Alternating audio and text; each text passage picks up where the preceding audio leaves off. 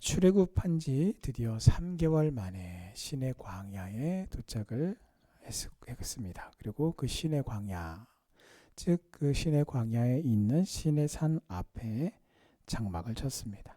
자, 그래서 오늘 2절에 거기 산이라고 하는 이 그들이 르비딤을 떠나 시내 광야에 이르러 그 광야에 장막을 치되 이스라엘이 거기 산 앞에 장막을 치니라. 거기 산이라고 하는 의미는 시내 광야에 있는 산, 즉 시내 산을 의미하며 또 하나님께서 모세를 부르셔서 만난 산을 의미합니다. 그래서 애굽의 이 소명을 가지고 떠나기 전에 하나님이 모세를 부르셨던 그래서 만나주셨던 바로 그 산을 의미합니다.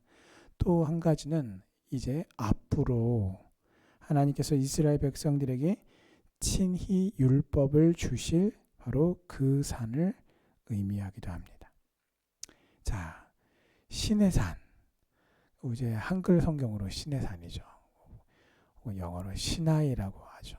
이 시나이라고 부르는 이 시내의 의미는 우리가 그 한글에서 연상이 되는 그 실개천 그런 의미의 시내가 아니라 가시나무 숲이라고 하는 의미의 시내라는 뜻입니다. 그래서 이 시내산은요 굉장히 거칠고 척박한 산이었고요. 해발 2291m의 높은 산으로 주변 일대는 아주 거칠고 광활한 광야밖에 없었습니다. 자, 이제 이스라엘 백성들은 하나님의 백성으로 거듭나기 위해서 바로 이곳에서 하나님의 율법을 받으며 장장 11개월 20일이라고 하는 긴 시간 동안을 바로 여기서 장기적으로 야영하게 됩니다. 자, 지금까지 계속해서 이동을 해왔습니다. 애굽의 람셋이라고 하는 곳에서 출발을 해서 바로 이곳 시내산 앞 시내 광야까지는 직선 거리로 한 320km 정도 떨어져 있습니다. 자, 그러므로 이 320km라고 하는 거리는요, 한 열흘 남짓이면 충분히 도착할 수 있는 거리입니다. 그런데 지금 이스라엘 백성들은요, 하나님께서 구름 기둥과 불 기둥으로 인도하시는 그 하나님의 인도하심을 따라왔어요. 그래서 얼마나 걸렸냐면 대략 한 60일 정도가 걸려서 바로 이곳까지 왔습니다. 자, 생각해 보십시오. 부지런히 걸어가면 열흘이면 갈 거리를 60일을 다 소비를 해서 도착을 했습니다. 자, 왜 이토록 진행이 느리고 더뎠던 것일까요? 자, 물론 이 이스라엘의 민족의 무리는 어른들만 있었던 것이 아닙니다. 어린아이들부터 시작을 해서 또 늙고 또 병들은 노인들도 함께 있었고 또 여러 짐승들이 가축의 떼가 함께 있었기 때문에 빠른 속도를 내기는 어려웠을 것입니다. 그러나 아무리 그래도 그렇지 어떻게 6배나 차이가 난단 말이에요. 어떻게 6배나 차이가 날 수 있을까요?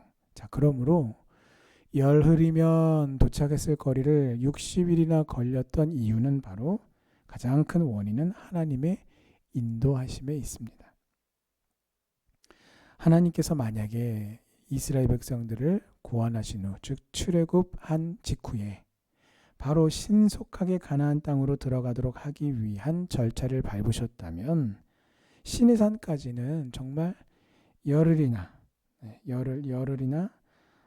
아니면은 열흘이 걸리게 하거나 아니면 조금 더 빨리 오게 할 수도 있었을 것입니다. 그러나 하나님은 일부러 더디게 느리게 인도하셔서 60일이나 걸리게 하셨습니다. 자, 그 이유는요, 이스라엘 백성들에게 진정으로 필요한 것은 아유, 그동안 고생 많았지. 그냥 애굽 땅에서 그렇게 그냥 노예 생활하느라고 애썼어. 내가 너희의 조상들에게 그리고 너희에게 약속했던 그 약속의 땅으로 내가 속히 들여보내줄게. 이 지금 하나님이 그렇게 하지 않으셨다라는 겁니다. 이유가 무엇일까요? 충분히 하나님께서 이미 약속하셨던 바이고 그 약속하셨던 그 내용이 어떻게 보면 이 지금 이스라엘 백성들 그동안 고생하고 정말 수고하고 애쓰고 고통 속에 있었잖아요. 그렇다면 좀 하루라도 더 빨리 가나안 땅으로 그들의 발걸음을 인도하셔서 아유 그래 이게 내가 너희에게 주는 선물이야. 좀 이렇게 마음에 좀 위로를 좀 받았으면 좋겠어. 그러실 수도 있잖아요. 그런데 오늘 이렇게 하나님의 이 신의 산 앞까지 인도하심을 보면 절대적으로 그렇게 하지 않으셨다라는 것입니다.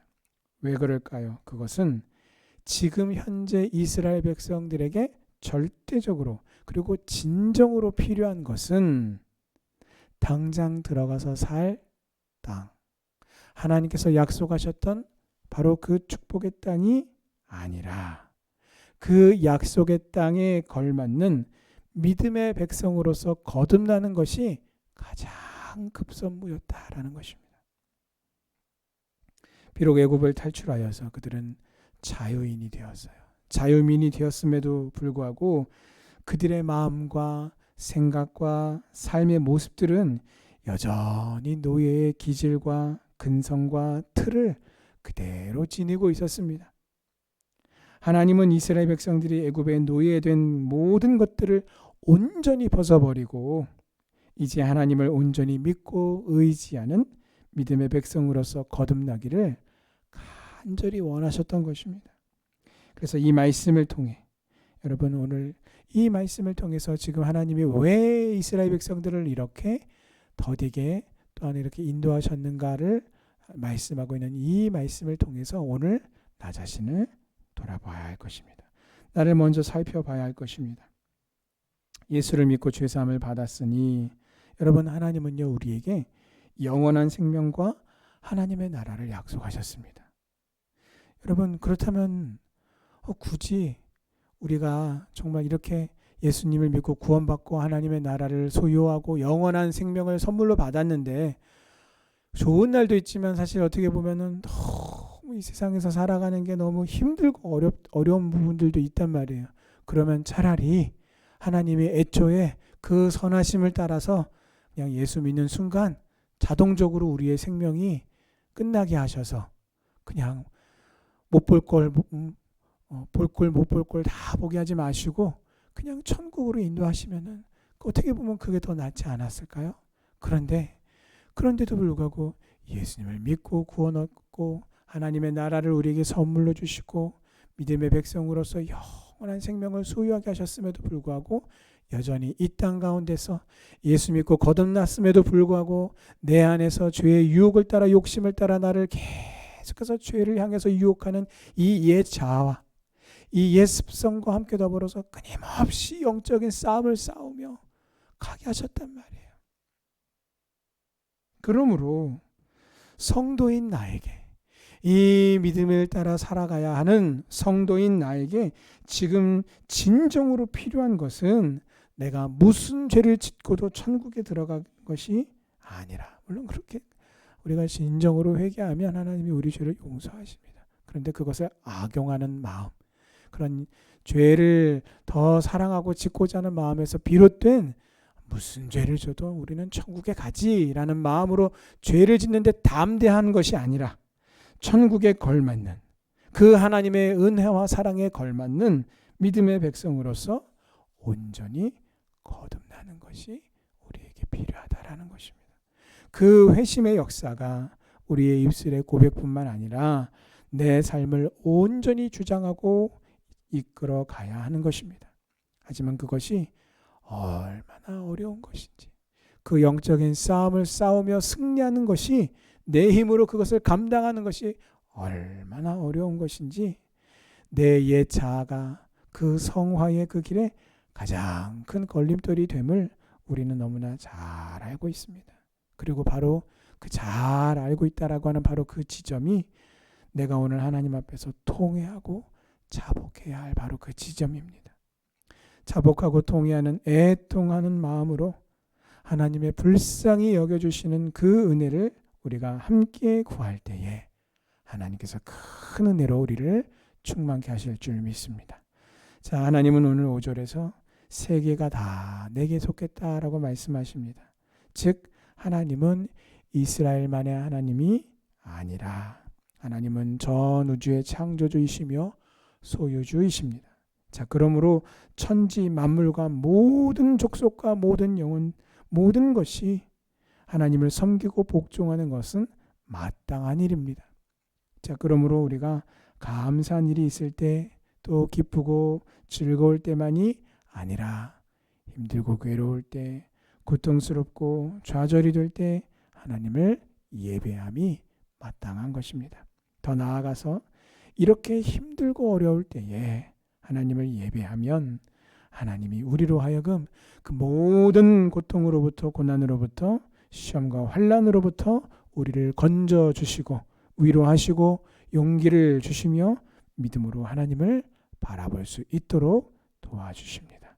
자, 그런데 하나님은요, 특별한 은혜를 나에게 베푸셨어요. 그것은 이스라엘 백성이 하나님의 말씀을 잘 듣고 언약을 지키면 열국 중에서 하나님께 대한 제사장 나라가 될 것이다 라고 하신 것입니다. 자, 오늘 나를 성도로 부르신 것이 바로 이와 같은 것입니다. 이와 같은 은혜예요. 하나님의 특별한 은혜를 나에게 부으셨습니다. 그래서 나를 하나님의 제사장으로 부르시고 제사장적인 사명을 나에게 주셨습니다. 자, 그러므로 오늘 나의 삶은 바로 제사장적인 삶이 되도록 구별된 삶을 살아야 하는 것입니다. 그것은 곧 예배하는 삶이고 하나님의 말씀에 따라 죄를 멀리하고 구별하여 거룩한 백성으로서의 삶을 사는 것입니다. 그래서 하나님을 영화롭게 하고 사람들의 영혼을 하나님께로 인도하는 우리 성도님들 다 되시기를 주님의 이름으로 축원합니다. 자, 하나님은요, 율법을 주실 때 누구를 통해서 주셨습니까? 바로 모세를 통해서 주셨습니다. 자, 그래서 하나님의 말씀의 권위와 신뢰성을 보장하기 위해서 그 말씀의 전달자인 모세를 이스라엘 백성들로 하여금 신뢰하도록 하셨어요. 그리고 그 방법은 다름이 아니라 하나님이 직접 3일째에 시내산에 강림하셔서 모세와 친히 더불어 말씀하시는 것이었습니다. 예수 그리스도의 복음의 전달자요 또 증인인 성도가 오늘 저와 여러분들이 온전한 예배자의 삶을 삶으로써 세상 사람들로부터 신뢰성을 확보해야 하는 이유가 바로 여기에 있습니다. 자, 그런 측면에서 이 시대에 하나님의 교회와 말씀, 십자가의 복음이 지금 많이 배척당하는 큰 이유와 그 책임은 바로 목회자를 비롯한 성도들에게 있습니다. 성도는 하나님과 천국의 바로미터요 광고판입니다. 우리가 하나님의 말씀을 따라서 진실 가운데 살 때, 그 진리의 말씀을 따라 우리가 살아갈 때에만이 우리가 전하는 십자가의 복음 역시 하나님의 권위를 가지고 사람들의 영혼을 죄 가운데서 건져내시는 하나님의 능력으로서 역사하게 되는 것입니다. 우리의 삶으로부터, 내 마음으로부터, 나의 언어 생활로부터, 내 습관에 이르기까지 먼저 온전한 회심의 역사가 일어나야 합니다. 진리를 진실로 따르는 삶을 살 때에, 그래서 내 삶이 곧 하나님을 예배하는 삶이 되게 하고 하나님의 그 거룩한 말씀을 따라 영적인 싸움을 싸워 나가되 내 힘으로 할 수 없고 오직 하나님의 은혜와 능력으로 할 수 있음을 고백하며 믿음으로 우리가 온전히 나 자신을 쳐서 순종할 때에 하나님의 복음은 오늘 저와 여러분들을 통하여 다시 한 번 더 부흥케 될 줄 믿습니다. 이런 은혜가 오늘 나의 삶에 충만케 되기를 주님의 이름으로 축원합니다. 아멘. 기도하시겠습니다. 구원은 언제나 우리에게 값없이 주시는 하나님의 은혜입니다. 오늘도 우리가 그 하나님의 은혜를 함께 바라보며 함께 기도의 자리로 나가시겠습니다.